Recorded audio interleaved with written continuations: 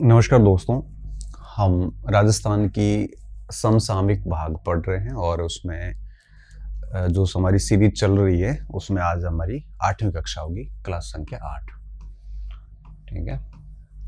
और आज 8वीं क्लास है। पहले 7 क्लासेस अपलोड हो चुकी है, जिसमें मैंने जनवरी का करंट अफेयर कंप्लीट, फरवरी कंप्लीट, मार्च कंप्लीट किया और एक क्लास हमने स्पोर्ट्स की अलग से ली है, एक क्लास हमने फ्लैगशिप योजनाओं की ली है, एक हमने सारी योजनाओं की ली है, एक हमने एजुकेशन से रिलेटेड योजनाएं ली है। तो ऐसे करके टोटल 7 कक्षाएं हो चुकी हैं। आज 8वीं कक्षा। आज इस कक्षा में हम पढ़ रहे हैं अप्रैल पूरे का करंट अफेयर्स, अप्रैल 2025 का। ठीक है। और इसमें अप्रैल की मोटी मोटी जो खबरें हैं, जो अखबार में सूजस वगैरह में कवर हुई है, उस पर हम बात करेंगे। हाँ, इस बार थोड़ी 2 दिन लेट हो गया कुछ कारणों से।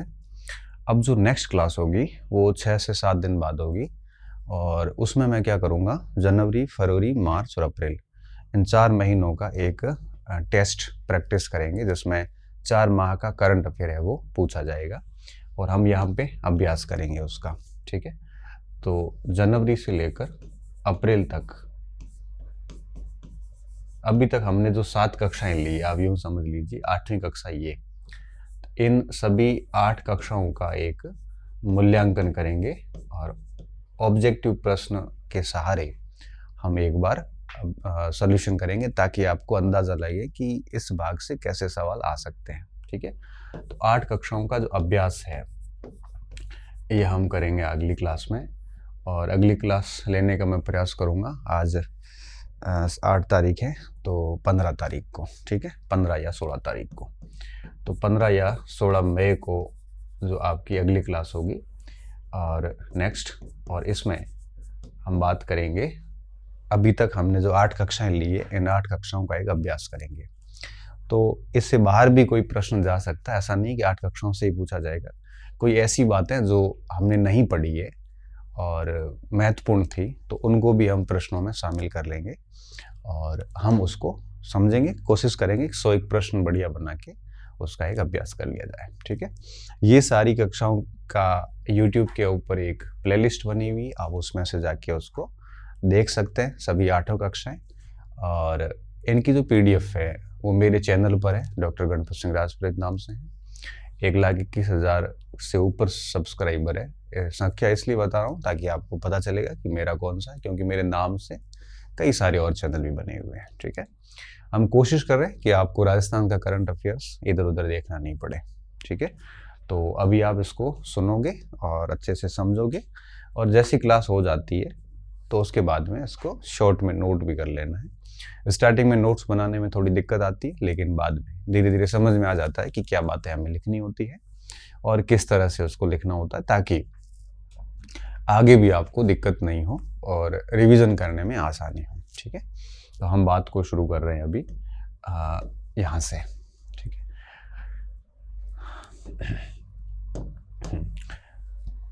47वीं 47th junior national girls handball प्रतियोगिता हुई। इसका आयोजन हुआ लखनऊ के अंदर। कहाँ पे हुआ है? लखनऊ में हुआ है। 26 से लेकर 30 मार्च को हुआ है और इसमें राजस्थान ने ब्रॉन्ज मेडल जीता। ठीक है। राजस्थान की जो ये टीम गेम है, इसमें आपके एक खिलाड़ी नहीं होता, पूरी टीम हिस्सा लेती है। और राजस्थान महाराष्ट्र के साथ में ब्रॉन्ज मेडल शेयर कर रहा है। स्वर्ण पदक उत्तर प्रदेश ने जीता और राजस्थान की टीम में कुल 11 खिलाड़ी जयपुर से थे और इसकी कप्तान जो है वो आरती को बनाया गया था। तो ये खबर अखबार में थी, 2 अप्रैल सीकर भास्कर में थी। तो इसमें आपको क्या ध्यान रखना है, इसमें ये जो मैंने अंडरलाइन किए ये पॉइंट्स लिख लो, बस इतने, इससे ज़्यादा कुछ करना नहीं। अखबार खबर आपको शायद नहीं दिखेगी, इसलिए मैंने इसी को शॉर्ट करके यहाँ डाला है।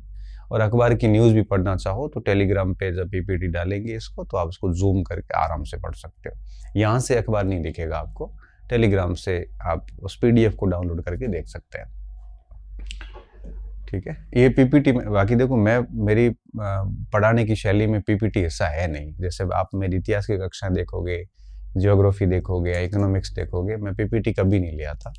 लेकिन करंट ऐसा पोर्शन है जिसमें हम अगर ये पीपीटी नहीं लाते हैं तो यही कक्षा 10 कक्षा जैसी हो जाती है। फिर समझो, लिखो, फिर क्या है कि आपका टाइम बहुत खराब होता है। नहीं तो क्या होगा कि अब चूंकि जैसे हिस्ट्री वगैरह है तो उसमें टाइम स्पेंड करते हो आप तो दिक्कत नहीं, क्योंकि वो इतिहास आपका कई महीनों तक, कई सालों तक आगे काम भी देता है। अगर पीपीटी से हिस्ट्री को करते हैं तो 100 क्लासें पूरी हो जाती है। अगर उसको समझा के लिखवाते हैं तो वही 800 से 900 क्लासें लगती है, जैसा मैंने किया है। तो मेरे ऑनलाइन कोर्सेज में जब 700-800 क्लासें हुई तो बच्चों ने कहा कि सर ज़्यादा हो गई, तो वो समझा के लिखवाया है तो ज़्यादा हो गया। फिर मैंने नोट्स की व्यवस्था कर दी, तो ठीक है, बच्चों के लिए थोड़ा आसान हो गया। इसके साथ अपन वैसा नहीं कर सकते, क्योंकि ये एक समय के बाद में इररिलेवेंट हो जाता है। अब 2026 में जब अपन आएंगे तो ये 25 का करंट कोई काम का नहीं, भले सारे वीडियोज रिलेट कर दो, तो फिर उसके ऊपर इतनी मेहनत करने की जरूरत नहीं होती। इसमें ठीक है, शॉर्ट में आप नोट कर लो ताकि आपको 1-2 साल तक काम दे देता है, आपकी नौकरी लग जाती है। इसलिए हम इसको समझ के, लिख के फालतू कक्षाएं बढ़ाना नहीं चाहते। हम केवल मोटे मोटे पॉइंट्स पे बात करते हैं, और मुझे लगता है कि जैसे परीक्षा में 10 एक सवाल आएंगे तो 6-7 आराम से आ जाएंगे। थोड़ा आप एक मंथली मैगजीन पढ़ोगे तो आपका काम हो जाएगा। ये पूनम कंवर है, ये पर्वत आरोही है, ठीक है। पर्वत आरोही का काम होता है माउंटेनियरिंग करना और पर्वतों पे चढ़ना। कुछ समय पहले भी इनकी न्यूज आई थी जब इन्होंने अफ्रीका के सबसे ऊंची चोटी जो है किलिमंजारो, उसके ऊपर भारत का झंडा लहराया था, ऊपर चढ़े थे। और अभी ये वापस चर्चा में कब आए, जब ये आपके रेलवे प्रोटेक्शन फोर्स में है, ये आरपीएफ में कौन जवान है। अभी इन्होंने ऑस्ट्रेलिया की जो सबसे ऊंची चोटी है, माउंट कियोस्को भी बोलते हैं और कोजियस्को भी बोलते हैं, ठीक है। माउंट कियोस्को भी कहते हैं उसको, जो कि 7,310 फीट ऊंची है। तो उसके ऊपर इन्होंने तिरंगा फहराया। तो अब ये यूरोप के सबसे ऊंची चोटी जो है एल्ब्रूस, उस पे जाने का प्रयास करेंगे। सीकर की है और नीमका थाना ये, और माउंटेनियरिंग का काम करती है। तो पूनम कंवर का पूछा जा सकता है। पूनम कंवर ने ऑस्ट्रेलिया की सबसे ऊंची चोटी माउंट कियोस्को या कोजिस्को, ये थोड़ा इंग्लिश में जब हिंदी अपन कन्वर्ट करते हैं तो ये अज हो जाता है, ठीक है। इन्होंने ये याद किया। पूनम 7 महाद्वीपों में सबसे ऊंची चोटियों पर तिरंगा फहराना चाहती है। अगला इनका जो टारगेट है, यूरोप की सबसे ऊंची चोटी एल्ब्रूस पर्वत के ऊपर है, ठीक है। और ये अफ्रीका के आपके जो किलिमंजारो चोटी है उस पर भी थोड़े समय पहले फतेह कर चुकी है, तो इनका टारगेट ये है। तो पूनम कंवर पर्वत आरोही है, हाल ही में इन्होंने ऑस्ट्रेलिया की सबसे ऊंची चोटी पे तिरंगा फहराया। इतनी सी बात याद रखनी है। कब फहराया ये तिथि याद रखने की हमें जरूरत नहीं रहती, ठीक है। आगे देखिए तीसरा पॉइंट क्या है। उस्ताद गुलाब खान अचीवमेंट अवार्ड, यह यूं कहिए कि प्रेम मोहब्बत का और ये ऐसे समझ लीजिए कि कला का बढ़िया पुरस्कार है। और यह स्वरसुधा और मेहरानगढ़ म्यूजियम ट्रस्ट का पुरस्कार है, और इस साल इसको पार्श्व गायक रूप कुमार राठौड़ को दिया गया, ठीक है। तो ये जो कला की शैलियाँ हैं उस पर दिया जाता है। 1 लाख रुपए नकद राशि दी गई, शॉल, श्रीफल, ट्रॉफी, ये याद रखने की जरूरत नहीं होती इसमें। बस इतना ध्यान रखना है कि ये जो है वो पुरस्कार कौन देता है और इस साल का इसको किसको दिया गया। तो मेहरानगढ़ म्यूजियम ट्रस्ट की तरफ से, जोधपुर की तरफ से, मेहरानगढ़ किले की तरफ से, और स्वरसुधा की तरफ से दिया जाता है। रूप कुमार राठौड़ जो कि आपको पता है कि गाय कलाकार है, इनको दिया गया, ठीक है।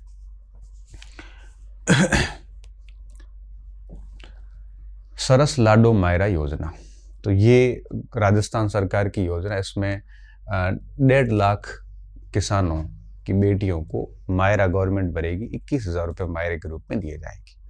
हालांकि ये राशि बहुत छोटी है। हाल ही में अभी नागौर में 2-3 मायरे मैंने सुने थे जिसमें 21 करोड़ का, 51 करोड़ के इन मायरे भरे गए। ठीक है, इतने तो नहीं है, लेकिन हाँ, कोई गरीब किसान व्यक्ति है जिसको मायरा भरना होता है, क्योंकि एक माता पिता की इच्छा होती है कि उनकी बेटी का मायरा वो भरे। सब माता पिता की एक हार्दिक इच्छा होती है, लेकिन कई बार पूत कपूत निकल जाते हैं, तो ऐसी स्थिति में वो मायरा भर नहीं पाते, क्योंकि माता पिता तो थक जाते हैं, वृद्ध हो जाते हैं, और पूत अगर कपूत निकल जाते हैं तो उनके पास में इनकम का कोई माँ बाप के पास सोर्स नहीं होता, क्योंकि उन्होंने तो पूत पे इन्वेस्ट कर दिया, वो वेस्ट कर दिया उन्होंने। तो फिर ऐसी स्थिति में माँ बाप चाह के भी मायरा अपनी बेटी का नहीं भर पाते। तो इस स्थिति में गवर्नमेंट क्या करती है, ऐसे गरीब लोगों के लिए या जो पिछड़ा व्यक्ति है उसके लिए मायरे की व्यवस्था करती है। और इस व्यवस्था के अंदर यही किया जाएगा। 5 अप्रैल 2025 को ये योजना शुरू होती है, अभी की गई है। और जयपुर डेयरी बेटियों की शादी में 21,000 रुपये का मायरा भरेगी और 1.5 लाख किसानों को फ़ायदा मिलेगा। लगभग 1.5 लाख किसानों को इसका फ़ायदा मिलेगा, ठीक है।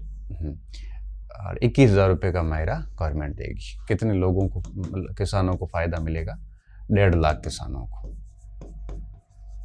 ठीक है। तो ये सरस लाडो, ये पैसे कौन देगा? ये जयपुर डेयरी के द्वारा पैसे दिए जाएंगे, क्योंकि डेयरी को जो दूध मिलता है किसानों से मिलता है, इसलिए इसका नाम सरस लाडो मायरा योजना नाम दिया गया। ये जयपुर डेयरी की बड़ी सौगात है, तो थोड़ा सा इसका ध्यान रख लेना।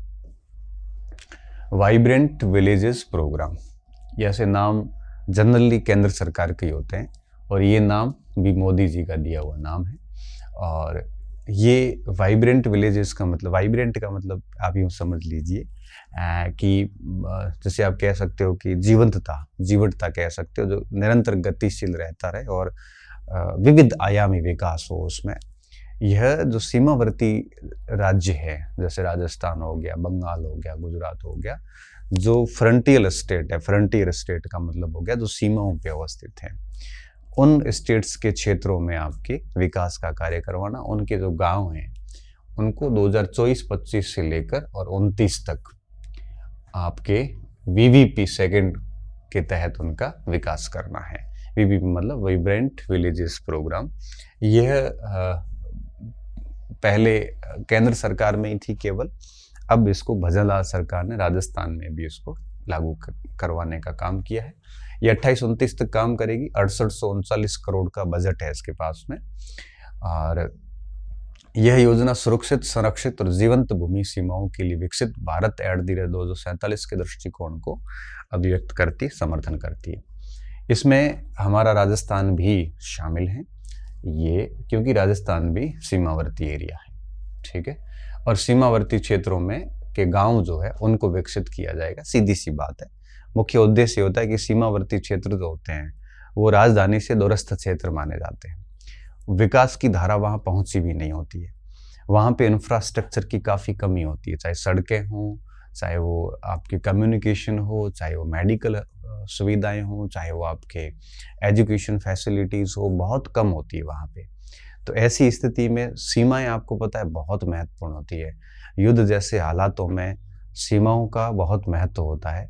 तो इस योजना के बहाने उन क्षेत्रों को अगर डेवलप कर लिया जाए तो वो क्षेत्र विकास से लाभान्वित हो जाएंगे, उनका विकास हो जाएगा और वो पिछड़े भी नहीं रहेंगे और युद्ध जैसी स्थितियों में उनका उपयोग भी हो जाएगा।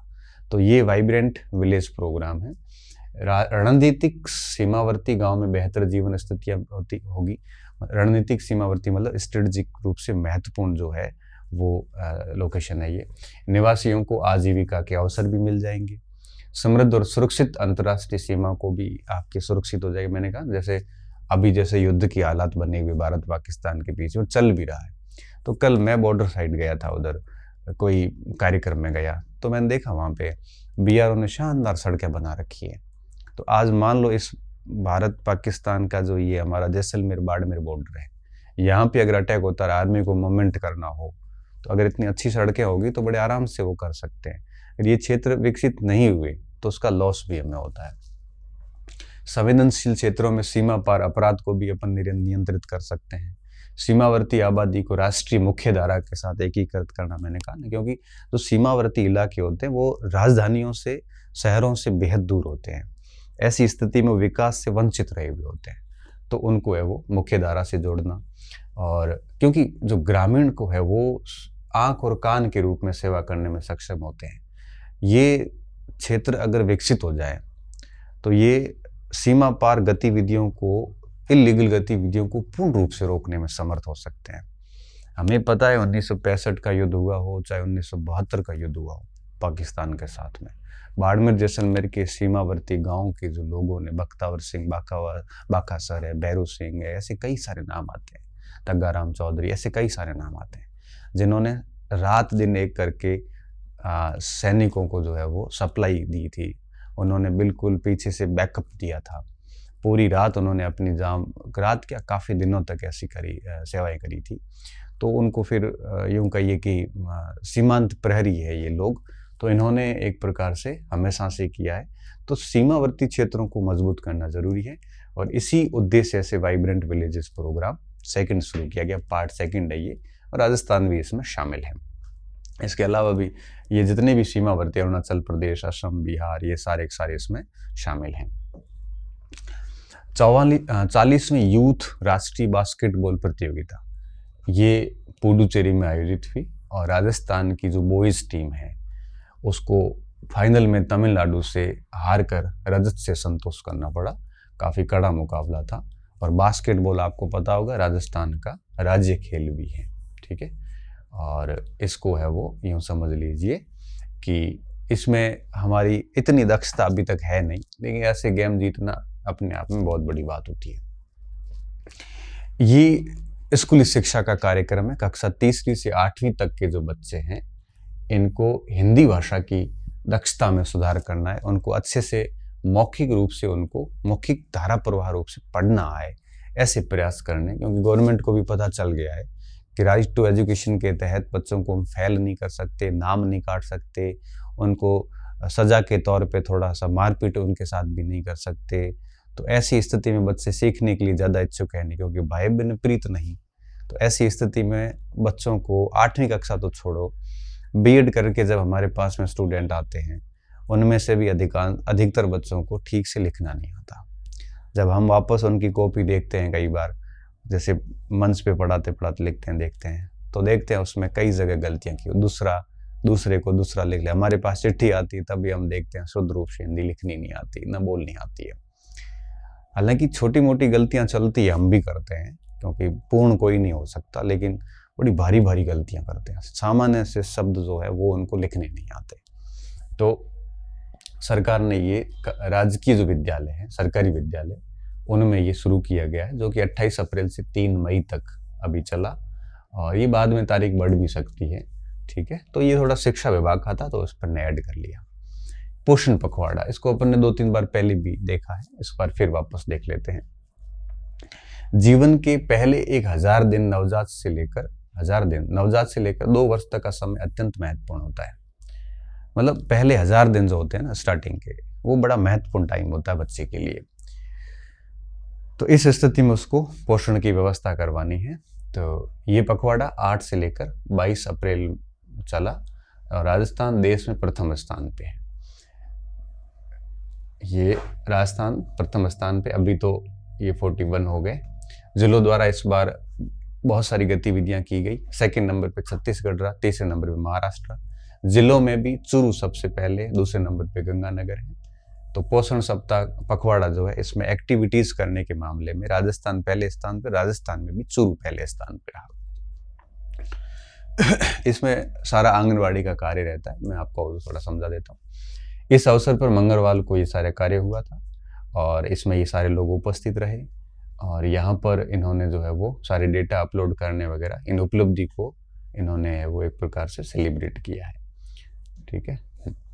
20वीं अंडर 20 राष्ट्रीय कुश्ती प्रतियोगिता, अंडर 20 मतलब 20 साल से कम के लोगों की कुश्ती प्रतियोगिता कहाँ पे आयोजित हुई? कोटा में। और कोटा के अंदर आपको पता है ओम बिरला का बड़ा मस्त सा रोल है और बड़ा अच्छा कद है उनका, तो वहाँ पे ओम बिरला ने इसका उद्घाटन किया। राजस्थान ने 1 गोल्ड मेडल जीता और 7 ब्रॉन्ज जीते। अब ये 7 ब्रॉन्ज वाली मत याद हो, गोल्ड किसने जीता? आयुष राठौड़ ने जीता 74 कैटेगरी में, ठीक है। मतलब इनका वेट है जो 74 किलो तक है। हरियाणा 16 गोल्ड मेडल के साथ पहले स्थान पर रहता है। हरियाणा वैसे भी कुश्ती और इनमें बॉक्सिंग में, इनमें आपके सबसे हमेशा रेसलिंग में आगे रहा है। और आखिरी दिन महिला वर्ग में राजस्थान की कविता माड़ी और अंजलि साहू ने भी कांस्य पदक जीता। आयुष राठौड़ ने फ्री स्टाइल में ये जीता। राजस्थान का एकमात्र यूं कहिए कि गोल्ड मेडल रहा यहाँ पे। एक मुश्त समाधान योजना, देखो एक मुश्त को हम इंग्लिश में कहते हैं लमसम। लमसम का मतलब होता है कि आप एक साथ पैसे दे दो और बात खत्म करो। तो जो पुराने जो लोनर है, जिन्होंने पैसे लोन ले रखे हैं मगर वो चुकता नहीं कर पा रहे हैं या कर नहीं रहे हैं, तो उनके लिए ये योजना लेके आए हैं कि एक साथ आप पैसे दे दो, सेटलमेंट कर लेते हैं। सेटलमेंट में क्या होता है, जैसे मान लो 30,000 का किसी ने लोन दिया, ब्याज सहित किस्तें विस्तें न भर के उसका लोन हो गया 70,000 का। अब वो 70,000 किसान दे नहीं पा रहा है, ऐसी स्थिति में सेटलमेंट होता है। सेटलमेंट में क्या करते हैं, 70,000 नहीं देते बल्कि एक लिमिट कर देते हैं, भाई मूलधन 30,000 है प्लस 10,000 ऐसे करके 40-45,000 एक साथ दे दो और आपका लोन आपका हम फ्री कर देते हैं, आपका लोन स्कोर भी वापस ठीक हो जाएगा, आप डिफॉल्टर नहीं होंगे। ऐसी योजना है एक मुश्त समाधान योजना। 2025-26 में बजट में घोषणा हुई थी और 25 अप्रैल 2025 को इसका को योजना को मंजूरी दे दी गई। ये अल्पसंख्यक वित्त और विकास सहकारी निगम लिमिटेड के ऋणी जितने भी हैं उनको राहत प्रदान करना है। पहले यह चरण 30 सितंबर चलेगा, दूसरे में ये दिसंबर तक चरण चलेगा। इसमें किसानों को डिफॉल्ट होने से भी बचाना है और जिन संस्थाओं ने ऋण दिए हैं उन संस्थाओं को आपके एक प्रकार से उनकी वित्तीय हालात वापस ठीक करना होता है, क्योंकि डिफॉल्टर अगर हो गए तो पैसे बिल्कुल चले, बैंक को तो नुकसान हुआ ही हुआ। किसान डिफॉल्टर हो जाते हैं, उनकी लोन स्कोर खराब हो जाता है। अब लोन स्कोर खराब होने के बाद उनको वापस दूसरा कोई बैंक लोन नहीं देता, कुर्की जैसी व्यवस्थाएं भी हो जाती है कई बार। तो इसलिए ये सारी व्यवस्थाएं की गई है एकमुश्त। सरकार ऐसे समय समय पे करती रहती है योजनाएं। राजस्थान सरकार ने पंच गौरव योजना, इसको अपने 3 क्लासेज में एक बार पढ़ लिया है, प्रभावी रहेगी। ये लागू कर दी गई है और अब 31 मार्च 2029 तक ये प्रभावी रहेगी। चित्तौड़ के अंदर मार्बल और ग्रेनाइट को एक प्रकार से एक प्रोडक्ट का दर्जा दिया है, ये थोड़ा देख लेना। ये इसको अपन ने कई बार देखा है, इसको अब फ्लैगशिप योजना में भी इसको शामिल कर लिया गया है। हाँ, ये न्यूज़ मैं आगे इसको एक्सप्लेन कर रहा हूँ, ये अखबार की न्यूज़ है लेकिन आपको नहीं दिखेगी, आप बाद में जूम करके देख लेना, इसको अगले स्लाइड में हम समझेंगे, मगर अभी थोड़ा सा इसको समझ लो आप। ये अरावली पर्वतमाला है जो आपको पता है कि राजस्थान और गुजरात में मोटा मोटा हिस्सा है इसका, और दिल्ली तक, जो दिल्ली का अपना राष्ट्रपति भवन है, यहाँ तक अरावली का हिस्सा माना जाता है। ठीक है, तो हरियाणा का भी बीच में छोटा सा जिला क्षेत्र आ जाता है। अब जलवायु परिवर्तन कंटिन्यू हो रहे हैं, क्लाइमेट चेंजेस हो रहे हैं, साथ में आपने देखा कि थार के मरुस्थल का भी पूर्वी विस्तार हो रहा है। मरुस्थल किसे कहते हैं? मरुस्थल की डेफिनेशन ज्योग्राफी में ये आती है कि जहाँ पर 15-20 सेंटीमीटर से कम वर्षा हो औसतन, अगर ये 20-30 साल तक कंटिन्यू चलता है तो उसे हम मरुस्थल बोलते हैं। मरुस्थल की डेफिनेशन वर्षा के बेस पे तय होती है, ठीक है ना। अगर ये वर्षा गर्म क्षेत्रों में ऐसी है तो गर्म मरुस्थल, ठंडे क्षेत्रों में तो ठंडा मरुस्थल, जैसे लेह लद्दाख ठंडा मरुस्थल है, उत्तरी ध्रुव दक्षिण ध्रुव ठंडे मरुस्थल है, राजस्थान का मरुस्थल गर्म मरुस्थल है, तो ऑस्ट्रेलिया के अंदर पथरीला मरुस्थल है। तो मरुस्थल का विस्तार होने का मतलब ये होता है कि नए क्षेत्रों के अंदर बारिश, औसत बारिश कम होते जाना, और ये कब होता है? पेड़ पौधों की कटाई वगैरह, इन सारी चीज़ों से ये चीज़ें होती है। तो सरकार एक ग्रीन बेल्ट योजना लेके आ रही है, ग्रीन वॉल सॉरी। इसमें क्या होगा कि अरावली जो है हमारा, अरावली जो कि गुजरात से लेके और रायसीना की पहाड़ियाँ दिल्ली तक विस्तृत हैं, इस पूरे अरावली को ग्रीन वॉल बनाया जाएगा, एक हरी दीवार के रूप में इसको खड़ा किया जाएगा, पेड़ पौधे लगाए जाएंगे ताकि मरुस्थल का पूरी विस्तार नहीं हो, मरुस्थलीकरण नहीं हो, और साथ में आपके जो भूजल स्तर का गिर रहा है वो समस्या नहीं हो, पर्यावरण प्रदूषण को कंट्रोल किया जा सके। इन सारी चीज़ों को ध्यान में रखते हुए ये किया गया। ये लगभग आपके 250 करोड़ के आसपास की योजना है, और पर्वतमाला का 5 किलोमीटर का बफर क्षेत्र पूरा हरा भरा होगा आसपास, ठीक है, पेड़ पौधे लगाए जाएंगे। तो इसमें ज़रूरी क्यों है? तो वापस मैंने कहा, एक तो प्रदूषण कम करना है, ठीक है, प्रदूषण कम करना है। इसके अलावा यहाँ पर आपके जो मरुस्थलीकरण है उसको रोकना है। इसके साथ साथ में आपके जो भूजल स्तर है उसको ठीक करना है, जलवायु परिवर्तन के खतरों को कम करना है ना। ये सारी चीज़ें आप समझ सकते हो, पेड़ पौधों के जितने भी फायदे होते हैं वो सारे फायदे यहाँ पे आ जाते हैं। ये किसकी तर्ज पे किया जा रहा है? ऐसा अफ्रीका के अंदर 2007 के अंदर 8,000 किलोमीटर के एरिया में एक, आपको पता होगा कि जो एटलस पर्वतमाला अफ्रीका की, उसके सहारे अफ्रीका का जो नॉर्थ हिस्सा है उसमें किया गया था, जो कि इरिट्रिया से लेके, सूडान से लेके, नाइजर से लेके, मोरक्को के तक आपके पूरा का पूरा हिस्सा है वो फैला था, सेनेगल तक आता था। तो अफ्रीका के इस तर्ज पर यह कार्य किया गया है। अब अरावली की ये पूरी महान दीवार बनाई जाएगी जो लगभग 1400 किलोमीटर होगी। ये अब ये 1400 किलोमीटर होगी और इसके आसपास के 5 किलोमीटर के एरिया में पौधे लगाए जाएंगे। ये पूरा का पूरा क्षेत्र हो जाएगा। ठीक है, राजस्थान के इसमें 19 जिले आ जाएंगे। कितने? 19 जिले राजस्थान के आ जाएंगे। आपके अजमेर, भरतपुर, नागौर, भीलवाड़ा, जयपुर, अलवर, दौसा, झुंझुनू, सीकर, ये सारे जिले इसमें आते हैं। हरियाणा के 5 जिले हैं और गुजरात के आपके 4 जिले इसमें आ जाएंगे। 75 लाख और 17 लाख लगभग पौधे हैं वो इस समय लगेंगे और ये सारा का सारा कार्य होगा। अब इसके अलावा आपके अनुमानित व्यय भी बताया इसमें, 15,500 करोड़ के आसपास का व्यय होगा इसमें। और ये सारा का सारा पॉइंट जो है यहाँ से लेके और ये 6 नंबर, ये पूरा का पूरा क्षेत्र है वो किया जाएगा, ग्रीन वॉल बनाई जाएगी। ठीक है, ये पेड़ पौधे लगाए जाएंगे।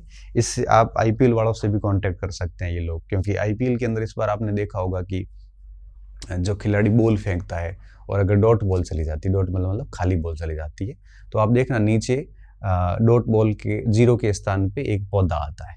रन ले लिया तो 1 रन ले लिया तो 1 आता है, 6 रन लिए तो 6 आता है, विकेट लिया तो W आता है, वाइड बॉल है तो WD आता है, लेग बाई का रन है तो LB आता है, और अगर बॉल डॉट चली गई, फेयर डिलीवरी है, तो पेड़ पौधा आता है।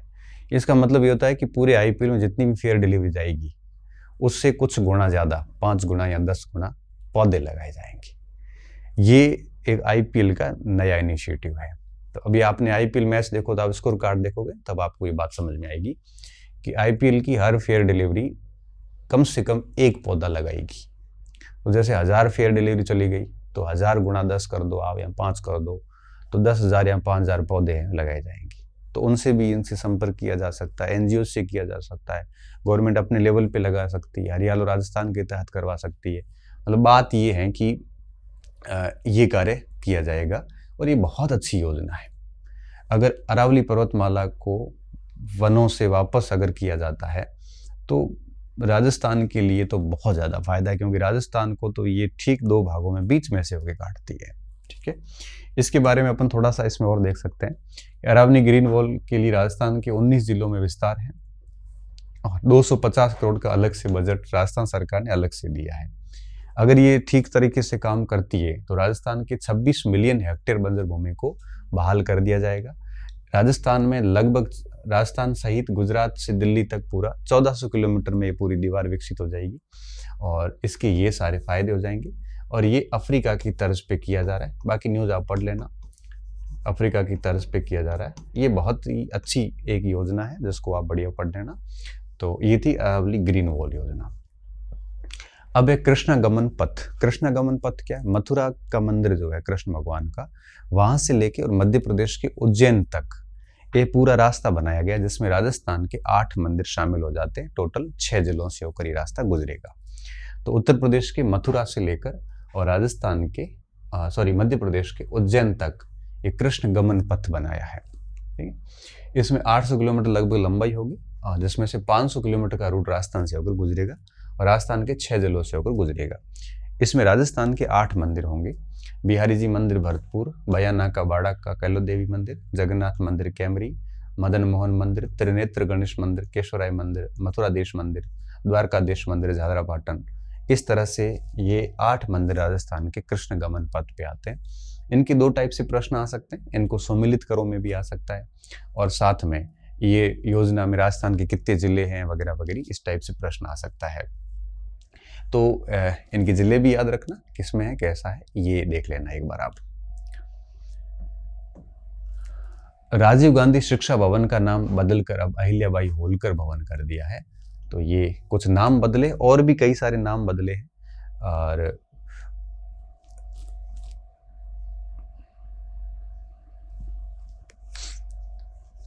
भजनलाल गवर्नमेंट ने ऐसे कई सारे नाम बदले हैं, उनकी लिस्ट भी अपन एक साथ में लेके आए हैं। जो पहले चिरंजीवी स्वास्थ्य बीमा योजना थी, अब उसका नाम आयुष्मान आरोग्य योजना कर दिया है। इंदिरा राष्ट्रीय योजना का नाम अन्नपूर्णा योजना कर दिया है। मुख्यमंत्री बाल गोपाल योजना का नाम पन्नाधाय बाल गोपाल योजना कर दिया है। राजीव गांधी एक्सीलेंट अवार्ड का नाम स्वामी विवेकानंद एक्सीलेंस अवार्ड कर दिया है। राजीव गांधी जल स्वावलंबन का मुख्यमंत्री जल स्वावलंबन कर दिया है। मुख्यमंत्री वरिष्ठ नागरिक तीर्थ योजना का नाम पंडित दीनदयाल उपाध्याय वरिष्ठ नागरिक तीर्थ योजना कर दिया है। इंदिरा शहरी रोजगार गारंटी योजना का नाम मुख्यमंत्री शहरी रोजगार गारंटी कर दिया है। IM शक्ति, इंदिरा महिला शक्ति उड़ान योजना का नाम बदलकर कालीबाई भील उड़ान योजना कर दिया है। इसके साथ ही 7 में से महिला बाल अधिकारिता ने भी 7 में से 3 योजनाओं के नाम बदले हैं। तो ये सारे नाम बदले हुए हैं। इस सरकार ने नई योजनाएं भी काफी लाई है और पुरानी योजनाओं के नाम भी बड़े पैमाने पे बदले हैं इन्होंने।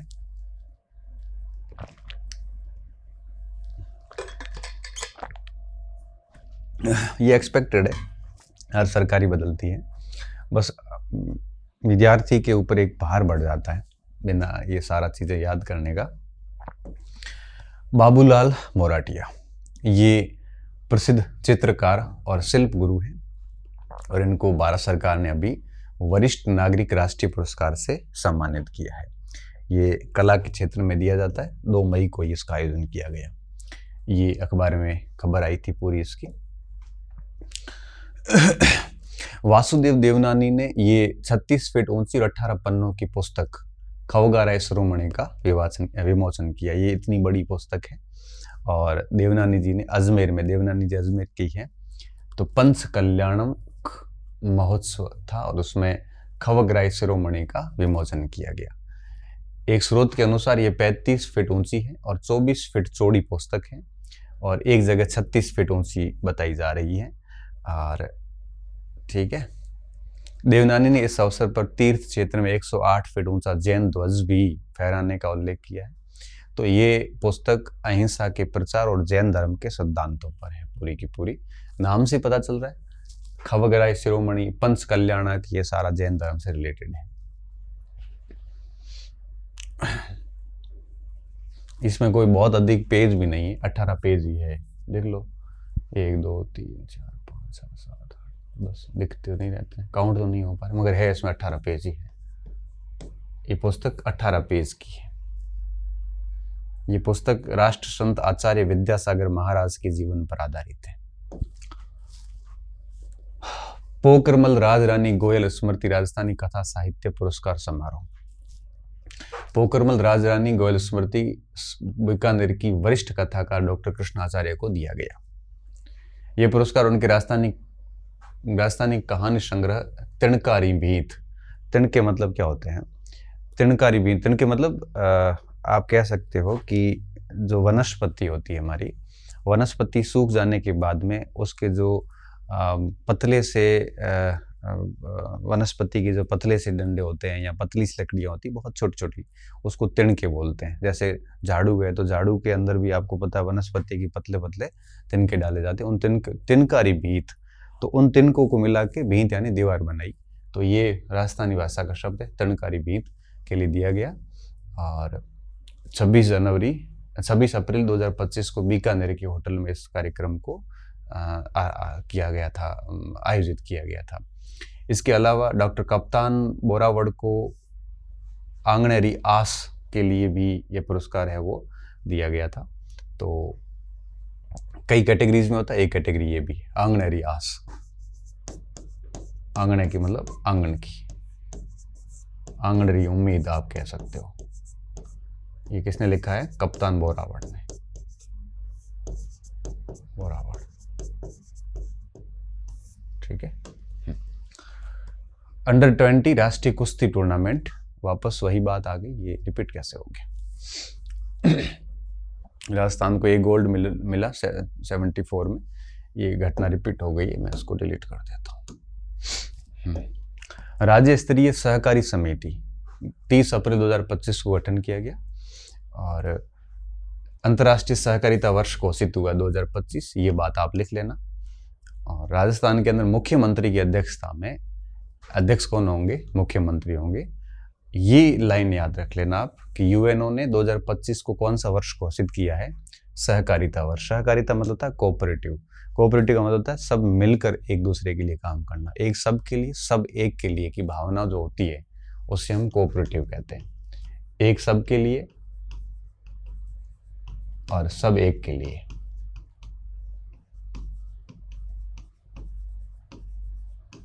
ये जो भावना होती है उसको हम सहकारिता कहते हैं, ठीक है। स्मार्ट सिटी योजना जून 2015 से 31 मार्च 2015 तक चली। अब इसका आगे विस्तार नहीं हुआ। 4 शहर राजस्थान के शामिल थे, उदयपुर, अजमेर, जयपुर और कोटा। और उदयपुर देश में दूसरी और प्रदेश में पहली रैंक पे रहा। कोटा देश में 14वीं और प्रदेश में दूसरी। जयपुर देश में 29वीं और प्रदेश में तीसरी रैंक पे रहा। ठीक है। ये मुख्यमंत्री स्पोर्ट पर्सन बीमा योजना 2024 राज्य क्रीड़ा परिषद ने इसका द्वारा संचालन किया गया। और 60 वर्ष से कम उम्र के जो राजस्थान के मूल निवासी खिलाड़ी है और जिन्होंने पदक जीते हैं, उनको 25 लाख रुपए का निःशुल्क दुर्घटना बीमा दिया जाएगा। अगर उनके साथ कोई दुर्घटना होती है तो 25 लाख रुपए उनके परिवार को या उनको मिल जाते हैं। कल्चरल डायरी कार्यक्रम ये हुआ था अभी उदयपुर के अंदर, और इसमें विभिन्न सारे राज्य के विभिन्न सारे कलाकारों ने भाग लिया था। लोक नृत्य हुए थे। ये बहुत सारे लोक नृत्यों के नाम, इसमें कोई खबर कुछ लिखने जैसा कुछ है नहीं, बस ठीक है, एक अच्छी इंपोर्टेंट थी तो मैंने डाल दी इसमें। बच्चे दो ही अच्छे अभियान, इसमें हनुमानगढ़ टॉप पे रहा। यहाँ 4189 नसबंदी के टारगेट थे और 5089 नसबंदी करी। दूसरे नंबर पे झालावाड़ रहा है और तीसरे नंबर प्रदेश स्तर पर आपके कुल लक्ष्य जो था वो 1,83,000 का था और 1,11,000 किया गया, मतलब 61% जो है वो नसबंदी हुई। तो ये नसबंदी अभियान था। ये दो खिलाड़ी जो इन दिनों चर्चा में रहे, मुकेश चौधरी जिसको वुशु के अंदर गोल्ड मेडल मिला, जयपुर के राजस्थान पुलिस में एसआई है, इंस्पेक्टर है। इन्होंने नेशनल गेम्स में 3 बार गोल्ड मेडल जीता है, इनको गोल्डन बॉय भी कहते हैं। और अभी चीन में होने वाले विश्व कप में भारत का प्रतिनिधित्व कर रहे हैं। मुकेश को महाराणा प्रताप अवार्ड से भी सम्मानित किया गया है। अवनी लेखरा, इनके बारे में तो जितना कहें उतना कम है। और अभी BBC India para sports women of the year इनको दिया गया। बेटी बचाओ बेटी पढ़ाओ तथा उड़ान योजना की इनको ब्रांड एम्बेसडर बनाया गया। 2024 की स्त्री शक्ति सम्मान भी दिया गया। 22 में पद्मश्री, 21 में मेजर ध्यानचंद्र खेल रत्न भी दिया। पेरिस पैरा ओलंपिक में 10 मीटर एयर राइफल में स्वर्ण पदक जीता। टोक्यो में इन्होंने 10 मीटर में स्वर्ण पदक जीता, 50 मीटर में कांस्य पदक जीता। ऐसे बहुत सारी उपलब्धियां अवनी लेखरा के नाम पे हैं। ईसरदा बांध आया हुआ है कहाँ पे, तो आप कहोगे कि ईसरदा बांध है टोंक के अंदर उनियारा में। ये मध्यम स्तर की परियोजनाएं हैं और इसका 90% तक काम लगभग पूरा हो चुका है।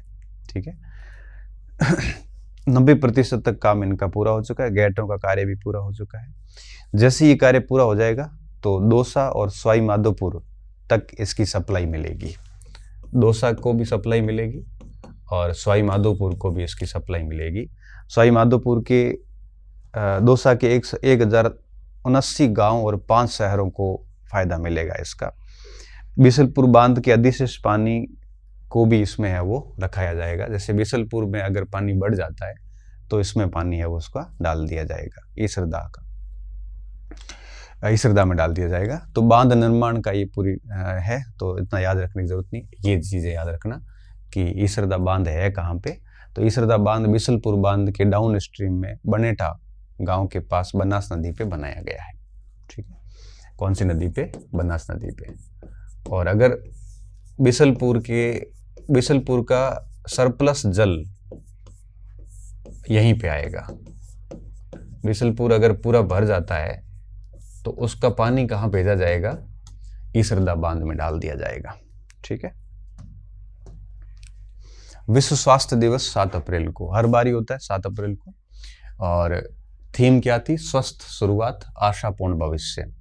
इसमें निरामय राजस्थान अभियान शुरू किया गया 7 अप्रैल को। निरामय अभियान के अंदर ये निरोगी राजस्थान की बात की गई है और ये राजस्थान इंटरनेशनल सेंटर जयपुर में आयोजित हुआ था। बाकी इसके अलावा मिशन लिवर स्माइल कार्यक्रम इस समय शुरू किया गया। ईट राइट राजस्थान अभियान, अच्छा खाइए, सही खाइए, जंक फूड से बचिए और अच्छे स्वास्थ्य को बढ़ावा दीजिए। ये 4 प्रोग्राम इस समय शुरू किए गए विश्व स्वास्थ्य दिवस के अवसर पे। इनमें एक तो था निरामय राजस्थान। निरामय राजस्थान में क्या था, सिंपल सा पॉइंट है, इसमें स्वास्थ्य योजनाओं और स्वास्थ्य के प्रति है वो एक प्रकार से लोगों को जागरूक करना और जिम्मेदार करना।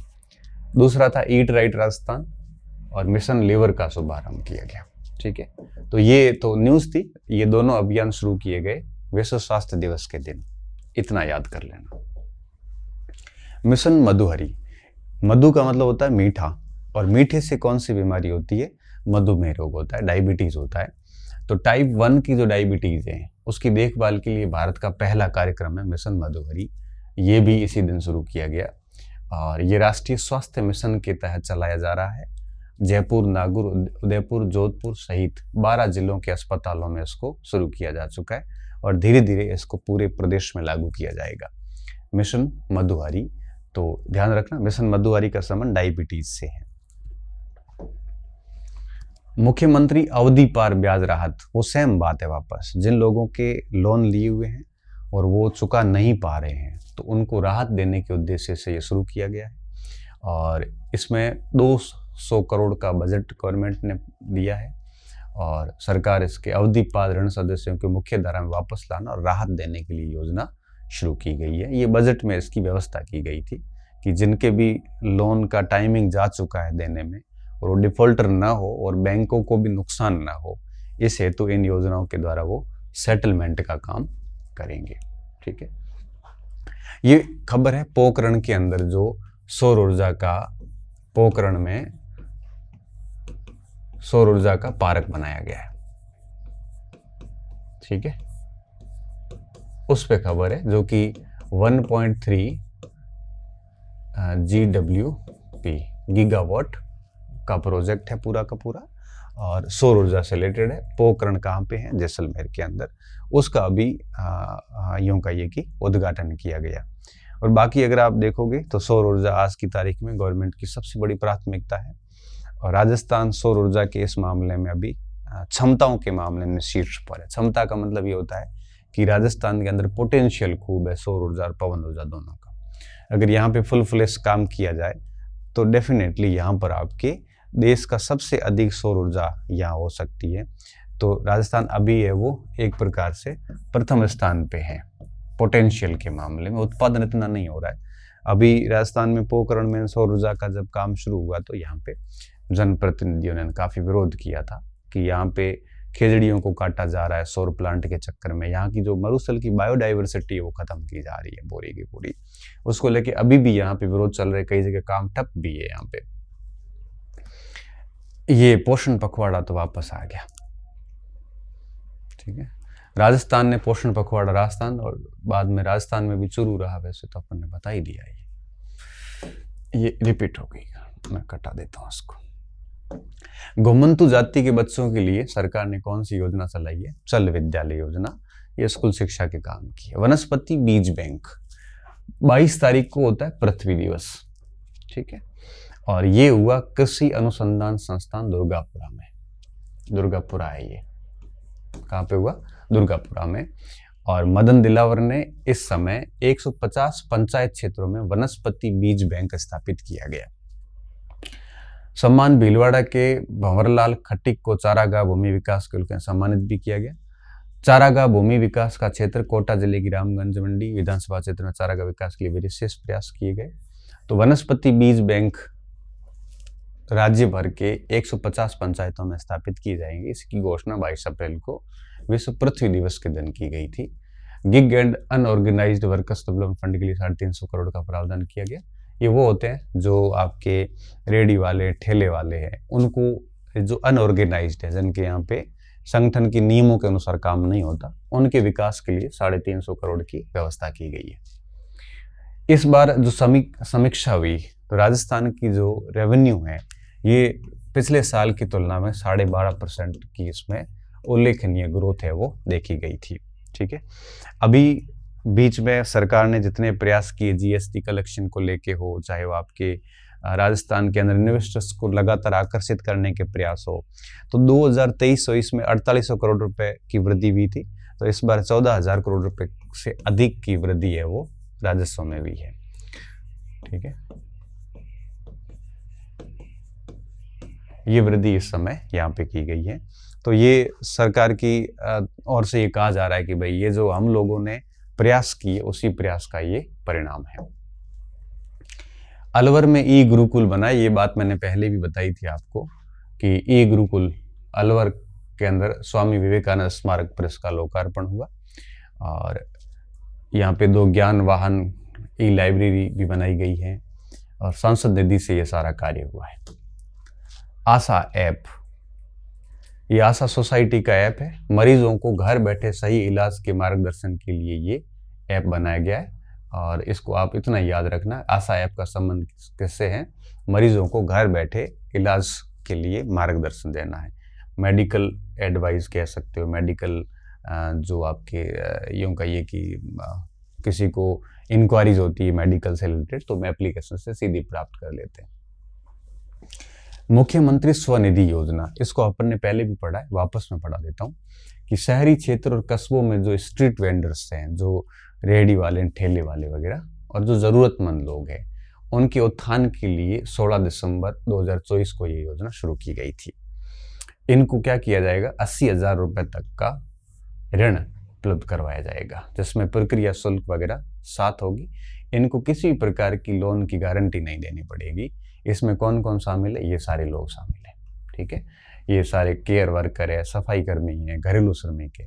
और आजकल वैसे 80,000 में होता कुछ नहीं है, फिर भी एक बहुत गरीब व्यक्ति जिसको बहुत अधिक ज़रूरत हो उसके लिए 80,000 का आंकड़ा भी ठीक है। मगर दिक्कत क्या है? फॉर्मेलिटीज इतनी होती है कि व्यक्ति बैंक जाने से बचता है और वो साहूकार के पास में जाता है, और साहूकार लोग 20-30% से कम नहीं देते। 3 से 4 की मिति कम से कम लेते हैं। 4 की मिति का मतलब होता है 48% में मिलता है। और वो बेचारा रेडी वाला उसको लोन कभी भर नहीं पाता, और कई बार तो सुसाइड कर जाते हैं ऋण जाल में फंसने के बाद। ऐसे लोगों के लिए स्वनिधि योजना गवर्नमेंट लेके आई है। ये एक मुश्त समाधान योजना, ये वापस सेम वही योजना है जो मैंने कहा, ब्याज बिल्कुल फ्री रहेगा। इसमें जो मूलधन है वो दे दो और आप बच जाओगे, लमसम आप चुका दो। और जो किसान हैं 25 अप्रैल तक योजना को मंजूरी मिली है, और 30 सितंबर तक जिनका भी लोन बाकी है इस विभाग से लिया हुआ, वो अपना ऋण देके खाली उनको मूलधन ही देना है, ब्याज नहीं देना, और वो इस लोन से बाहर आ सकता है। ये ठीक न्यूज़ है। 1 मई 2025 से बड़ौदा राजस्थान क्षेत्रीय ग्रामीण बैंक और राजस्थान मरुद्रा ग्रामीण बैंक अब राजस्थान ग्रामीण बैंक के नाम से जानी जाएगी।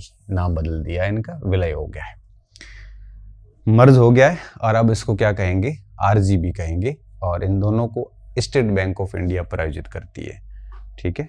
तो अब इनका नाम चेंज हुआ है, स्टेट बैंक ऑफ इंडिया। अब ये दोनों मिल गए हैं और राजस्थान ग्रामीण बैंक बन गया है, ठीक है।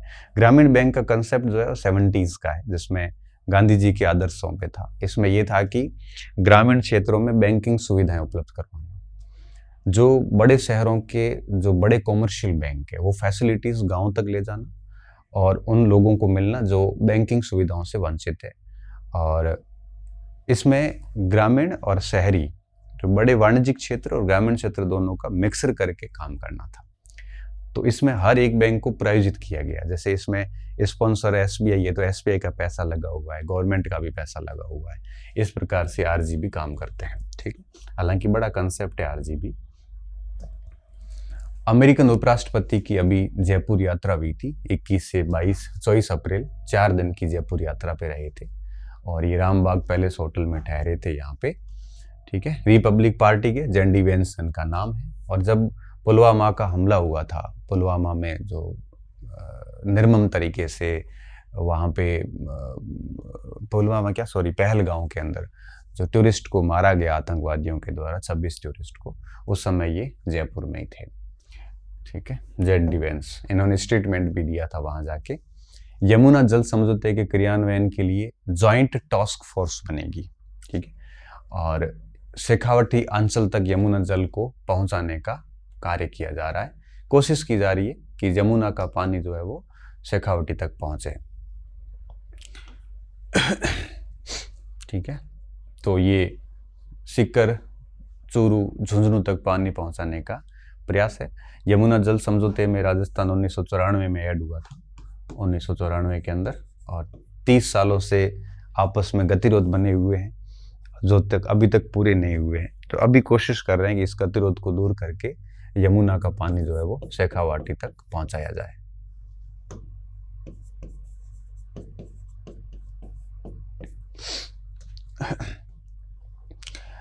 वापस वही बात है, ये उसी की खबर थी जिसको आगे शॉर्ट किया गया था।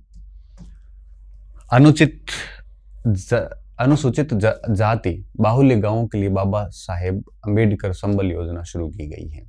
जिन गांवों में 50% से अधिक एससी हैं, वहां ये योजना काम करेगी। इस योजना के माध्यम से एससी बाहुल्य गांवों में इंफ्रास्ट्रक्चर डेवलपमेंट किया जाएगा और विकास के कार्य सुनिश्चित किए जाएंगे।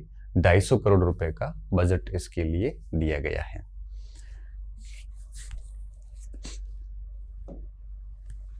राजस्थान पुलिस उत्कृष्ट सेवा के लिए सेवा पदक मिलेंगे, ये कोई बहुत अधिक बड़ी खबर नहीं है। 12 जिले में बर्तन बैंक योजना का शुभारंभ किया गया। प्लास्टिक मुक्त बनाने के दिशा में ये एक महत्वपूर्ण कदम है वो माना जाता है, और 3 रुपए में एक बर्तन का सेट है वो मिल जाएगा यहाँ पे। तो 12 जिले में बर्तन बैंक बनाने की बात की गई। सक्षम जयपुर, सक्षम जयपुर के अंदर क्या करना है, कस्तूरबा गांधी विद्यालयों के अंदर इन्होंने 10 डिजिटल बोर्ड जो अभी अपन इसमें जो पढ़ रहे हैं ये डिजिटल बोर्ड है, इस प्रकार के डिजिटल बोर्ड दिए गए और कोशिश की जाएगी कि आगे ई टेक्नोलॉजी को और बढ़ावा दिया जाए और विद्यालयों को अत्याधुनिक बनाया जाए। इस हेतु सक्षम जयपुर अभियान शुरू किया गया। पहले जयपुर तक रहेगा, उसके बाद में धीरे धीरे पूरे राज्य में इसको आगे ले जाया जाएगा। ठीक है, ये आपनो स्वास्थ्य राजस्थान योजना, तो इसको अपन ने पहले भी देखा है एक बार। इसमें आयुष्मान आदर्श ग्राम पंचायत योजना स्वास्थ्य सुधार की एक नवाचारपूर्ण एक पहल है, और इसके अंतर्गत यही डायबिटीज मिशन मधुहरी वगैरह ये सारी बातें सेम आ जाती है। टेक्सटाइल और अपैरल पॉलिसी, अपैरल का मतलब रेडीमेड कपड़ा, तो सरकार ने 2025 की ये नीति लेके आई, और आपको पता है कि राजस्थान के अंदर कपड़े की एक अच्छा मार्केट है, अच्छी संभावना है यहाँ पे, भीलवाड़ा, बालोतरा, जोधपुर, जयपुर, सब जगह से। तो उसके लिए पॉलिसी लेके आए और प्रयास किया जा रहा है कि इस पॉलिसी के जरिए कपड़ा उत्पादन को बढ़ाया जाए और कपड़ा एक्सपोर्ट किया जाए अधिक से अधिक। तो राजस्थान से कपड़ा एक्सपोर्ट की संभावना अधिक है, इस हेतु ये पॉलिसी लेके आए हैं। और कुछ महत्वपूर्ण तथ्य, एग्री स्टेक के तहत जो फार्मर आईडी दी जा रही है उसमें राजस्थान में सबसे अधिक फार्मर आईडी वितरित की जा चुकी है। और राजस्थान साहित्य अकादमी ने 51 पांडुलिपि पर आर्थिक सहायक दिया है। परिवार कल्याण योजना में हनुमानगढ़ प्रदेश में प्रथम स्थान पर रहा है। और अजमेर के अंदर तबीजी व हाथीखेड़ा वेटलैंड के रूप में विकसित किए गए आर्द्रभूमि क्षेत्र। भोपाल में आयोजित राष्ट्रीय स्तरीय प्रतियोगिता 23वीं Kumar Narendra Singh memorial shooting championship में मोहिनी सिंह जादौन ने 10 मीटर में गोल्ड मेडल जीता। और गिग वर्कर के 350 करोड़ की बात हमने कह दी। ठीक है, अब इसमें कोई भी कंफ्यूजन वगैरह रहेगा तो आप इस पे मैसेज डाल देना, हम अगली क्लास में उसको ठीक कर देंगे। ठीक है, ये हमारा प्रयास था कि अप्रैल का मेन करंट उसमें कवर कर लिया जाए। अब अगली जो क्लास होगी 15 मई के आसपास, 15-16 मई के आसपास, उस कक्षा में हमने जो पीछे 8 कक्षाएं ली, 8वीं ये और 7 पहले, उसका एक बढ़िया टेस्ट लिया जाएगा। उसको अपन यहाँ पे अभ्यास करेंगे वीडियो के जरिए। ठीक है, उसके बाद आगे देखेंगे। बहुत बहुत धन्यवाद विद्यार्थियों, अच्छे रहिए, मस्त रहिए और इसी तरह से करंट पढ़ते रहिए। मैं मेरी तरफ से प्रयास कर रहा हूँ और आप इसको प्रयासों की सराहना ही कीजिए, है ना, क्योंकि कोई भी प्रयास करता है तो मुझे लगता है उसको सराहना करनी चाहिए ताकि उनको भी अच्छा लगे और हम भी काम करते रहें। बहुत बहुत धन्यवाद।